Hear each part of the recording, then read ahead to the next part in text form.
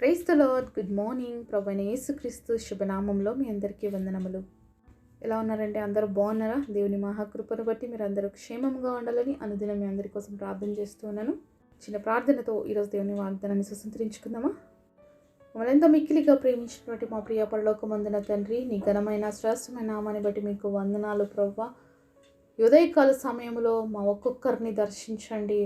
మా హృదయాలను ఎరిగినటువంటి దేవుడుగా, మా స్థితి ఎరిగిన దేవుడుగా, మాకు అవసరమైనటువంటి మాటలు మాకు దయచేయమని, మమ్మల్ని బలపరచమని యేసు నామములో ప్రార్థిస్తున్నాము తండ్రి. ఆమేన్.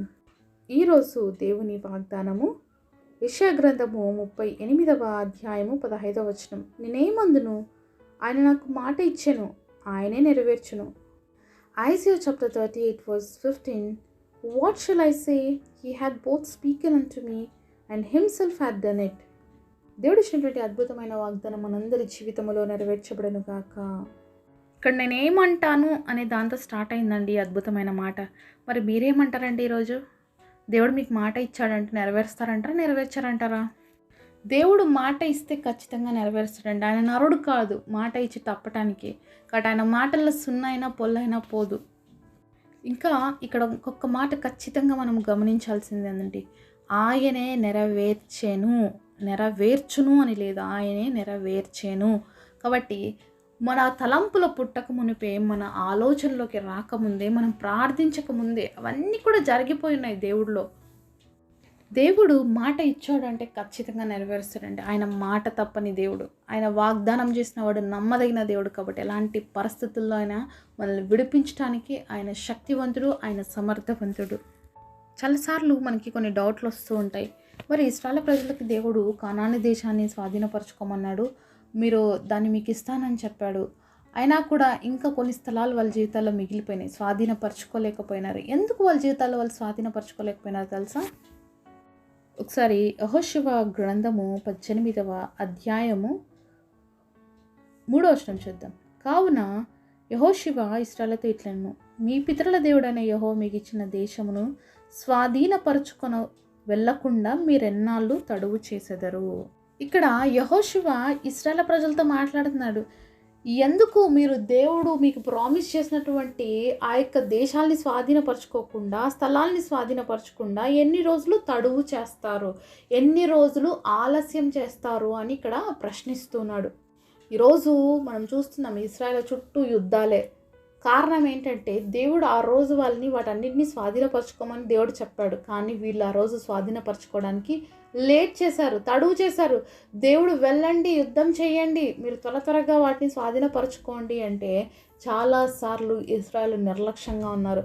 చాలాసార్లు ఇశ్రాయేలు ప్రజలు చేయవలసిన పనులు చేయకుండా లోక ఆశల వైపు, లోకానుసారమైన జీవితం వైపుకి వెళ్ళిపోయారు. వాళ్ళు చాలాసార్లు లోకానుసారమైన జీవితాల వైపు ఆకర్షితులయ్యారు. వాళ్ళు అనేకమైనటువంటి ప్రాంతాలు దాడుతూ ఉన్నప్పుడు ఆ దేశ ప్రజల యొక్క అలవాట్లను, అలాగే ఆ దేశంలో ఉన్నటువంటి కల్చర్స్ని కొన్ని అడాప్ట్ చేసుకుంటూ వచ్చారనమాట. చాలాసార్లు దేవుని నిర్లక్ష్యపడుతూ వచ్చారు, దేవుడి మాటకి లోబడలేకపోతూ వచ్చారు. అందుకనే మరి చేరవలసిన గమ్యస్థానానికి జల్దీ చేరుకోలేకపోయారు. అంతేకాకుండా స్వతంత్రించుకోవాల్సిన అనేక పట్టణాలు అలాగే మిగిల్చివేయబడ్డాయి. చాలాసార్లు దేవుడు చెప్పాడు, మీ దగ్గర ఉన్నటువంటి ఆ ప్రజల్ని తోలేయండి, పంపించేయండి అని. కానీ వాళ్ళు ఏం చేసినారు తెలుసా? వాళ్ళని కంప్లీట్గా నాశనం చేయలేకపోయారనమాట. సో అలాంటి మనుషులు వాళ్ళ మధ్యలో ఉన్నప్పుడు వాళ్ళు దేవుడి దగ్గర నుంచి దూరం అయిపోయారు. అలాంటి సందర్భం ఒకటి ఉంది బైబిల్లో, అది చూపిస్తాను మీకు. ఒకసారి యెహోషువ గ్రంథము 9వ అధ్యాయము 3-4 వచనాలు చూద్దాము. యెహోషువ యెరికోకును హాయికి చేసిన దాన్ని గిబియోను నివాసులు విన్నప్పుడు వారు కపటోపాయం చేసి రాయబారులమని వేషం వేసుకుని బయలుదేరి తమ గాడిదలకు పాత గోనెపట్టలు, పాతగిల్లి చినిగి కుట్టబడిన ద్రాక్షరసపు సిద్ధలు తీసుకొని, పాతగిల్లి మాసికలు వేయబడిన చెప్పులు పాదములకు తొడుక్కొని పాత బట్టలు కట్టుకుని వచ్చిరి. వారు ఆహారంగా తెచ్చుకున్న భక్షములన్నీ ఎండిన ముక్కలుగా ఉండెను. ఇక్కడ ఇశ్రాయేలు ప్రజలు అనేక ప్రాంతాలని స్వాధీనపరుచుకుంటూ వెళ్తూ ఉన్నప్పుడు మరి గిబియోను ప్రాంతం వచ్చిందండి. అక్కడ ఆ ప్రజలు మరి దేవుడు ఎంత గొప్ప కార్యాలు చేశారో చూశారు. మరి యెరికో ఏ విధంగా కూలిపోయింది, అలాగే హాయి పట్టణానికి మరి ఇశ్రాయేలు ప్రజలు ఏ విధంగా జయించారో ఇవన్నీ చూసినప్పుడు వాళ్ళు భయపడి ఒకటి కపటోపాయం చేశారు. ఒక ఆలోచన చేసుకొని మరి ఇశ్రాయేలు ప్రజల దగ్గరికి ఎలా వెళ్ళారంటే చాలా దూర ప్రాంతం నుంచి వచ్చిన వాళ్ళలాగా వాళ్ళు ఆ దేశానికి ఆ ప్రాంతానికి చెందిన వాళ్ళలాగా కాకుండా పాత బట్టలు వేసుకొని వాళ్ళ గాడిదల పైన పాత గోనె పట్టలు వేసుకొని వాళ్ళ ద్రాక్ష రసపు తిత్తులు పాతగా అయిపోయి వాళ్ళు ఎండిపోయిన రొట్టె ముక్కలు వాళ్ళు తెచ్చుకున్నటువంటివి ఎండిపోయిన ఈ విధంగా మరి వచ్చేసి మరి యెహోషువ దగ్గర వాళ్ళు మనవి చేసుకుంటున్నారనమాట. ఏమనంటే మేము చాలా దూరదేశం నుంచి వచ్చాము, మీరు మాతో నిబంధన చేసుకోండి, మమ్మల్ని చంపమని మాకు హాని చేయమని అనేసి అటు రిక్వెస్ట్ చేస్తారు యెహోషువతో. అయితే వాళ్ళు తెచ్చుకున్నటువంటి ఆహార వస్తువులు, వాళ్ళు తెచ్చుకున్నటువంటి ప్రతి వస్తువులు చూపించినప్పుడు వెంటనే మరి ఏం చేస్తారంటే ఇదే అధ్యాయము 14వ వచనంలో ఇశ్రాయేలీయులు యెహోవా చేత సెలవు పొందకయే వారి ఆహారంలో కొంత పుచ్చుకొనగా. ఇక్కడ ఇశ్రాయేలు ఏం చేశారంటే దేవుడి యొక్క పర్మిషన్ లేకపోకుండా ఎవరైతే గిబియోనులు వీళ్ళ దగ్గరకు వచ్చారో కపటోపాయంతో మాయావేషంతో మరి వాళ్ళ ఆహారంలో తీసుకొని తిన్నారు. అంతేకాకుండా వాళ్ళతో ఒక ప్రామిస్ చేశారు, తప్పకుండా మిమ్మల్ని మేము బ్రతకనిస్తాము, మీతో సమాధాన పడతాం, మిమ్మల్ని చంపేయమని చెప్పి వాళ్ళతో ప్రామిస్ కూడా చేసుకుంటారు. ఒకసారి 16వ వచనం చూద్దాము ఇదే అధ్యాయంలో. అయితే వారితో నిబంధన చేసి 3 దినములైన తర్వాత వారు తమకు పొరుగువారు తమ నడుమ నివసించేవారే అని తెలుసుకునేది. సో ఆఫ్టర్ 3 days తర్వాత వీళ్ళకి తెలిసిన విషయం ఏంటంటే వాళ్ళు ఎవరో కాదు, వాళ్ళు పొరుగున ప్రాంతంలో నివసించేవారని తెలుసుకొని వాళ్ళు చాలా తప్పు చేశామని బాధపడతారు. కానీ ఇంకా వాళ్ళు దేవుడైనటువంటి యెహోవా పేరట ప్రమాణం చేశారు కాబట్టి వాళ్ళని హతం చేయకోకుండా వాళ్ళని విడిచిపెట్టాల్సి వస్తుంది. వాళ్ళని ఒక వెట్టి చాకరీ చేసేవారుగా బానిసలుగా పెట్టుకుంటారు, కానీ వాళ్ళని సమూలంగా నాశనం చేయలేకపోతారనమాట. ఇక్కడ వాళ్ళు దేవుని పర్మిషన్ అడగకోకుండా వాళ్ళ ఆహారం తీసుకున్నారు, దేవుడి పర్మిషన్ లేకోకుండా వాళ్ళకి ప్రామిస్ చేసేసారు. కాబట్టి ఇక్కడ ఏం జరిగింది, నష్టం జరిగింది. చాలాసార్లు మనం కూడా మరి ఇశ్రాయేలు ప్రజల్లాగానే మన ఇష్టానుసారంగా మనం చేస్తూ ఉంటాం. దేవుడు పర్మిషన్ తీసుకోం, దేవుడి దగ్గర నుంచి ఏమి సలహాలు తీసుకోం, మనకి తెలిసింది చేసేస్తాం, మనకి ఇష్టానుసారం చేసేసి మళ్ళీ దేవుడే ఇలా చేసేసాడు అంటాం. ఇప్పుడు ఇశ్రాయేలు ప్రజలు దేవుడిని అడగాల్సింది కదా, వాళ్ళు ఏ దేశం వాళ్ళంటే చెప్పేవాడు కదా ఖచ్చితంగా దేవుడు. వాళ్ళు ప్రతిదీ యుద్ధంకి ఎట్లా వెళ్ళాలి, ఎవరు వెళ్ళాలి, ఇవన్నీ చెప్తున్న దేవుడు అయ్యా మా దగ్గరకు వచ్చిన వాళ్ళు ఎవరు అని అడిగింటే చెప్పి ఉండేవాడు కాదా, ఖచ్చితంగా చెప్పుంటాడు. కానీ వీళ్ళు దేవుడిని అడగలేదు.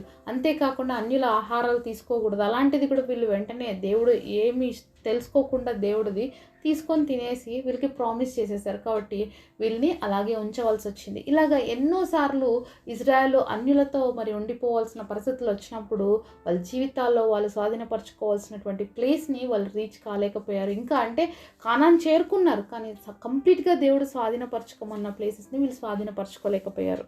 ఈరోజు దేవుడు మనకు కూడా ప్రామిస్ చేశాడు ఇశ్రాయేలుకు చేసినట్లుగానే, మీరు వెళ్ళండి, తీసుకోండి, నేను అన్నీ మీ ముందర పెట్టినాను, మీకు అన్నిటిపైన అధికారం ఇచ్చాను, మీరు విశ్వాసంతో రిసీవ్ చేసుకోండి, మీరు తడవ చేయకుండా అడుగులు ముందుకేస్తూ వెళ్ళి తెచ్చుకోండి అని దేవుడు చెప్తున్నాడు.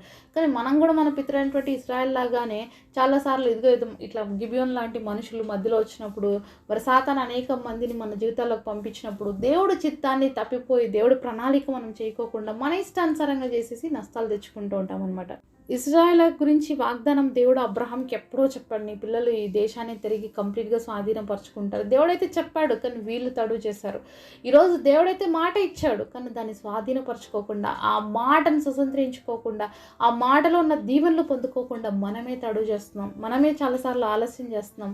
మనమే దేవుడి చిత్తాన్ని తెలుసుకోవటం లేదు, దేవుడిని అడగటం లేదు, మన ఇష్టానుసారంగా నడుచుకొని నష్టపోతున్నాం. కాబట్టి ఈరోజు నా జీవితంలో ఇంకా ఏది జరగట్లేదు, నా జీవితంలో మరి అది అవ్వట్లేదు, ఇది అవ్వట్లేదు అని అనుకుంటున్న ప్రతిసారి గుర్తుపెట్టుకోవాల్సింది ఒకటి, నేను దేవుడి చిత్తానుసారంగా చేస్తున్నాను, దేవుడు పర్మిషన్ తీసుకుంటున్నానా. ఇక్కడ యెహోషువ ఇశ్రాయేలు ప్రజలకు చెప్పాల్సిన పరిస్థితిలో ఉన్నారు. వెళ్ళండి, ఇంకెందుకు ఆలస్యం చేస్తున్నాడు, తడువు చేయకోకుండా పని చేయండి, వెళ్ళి స్వాధీనపరచుకోండి అని చెప్తున్నాడు.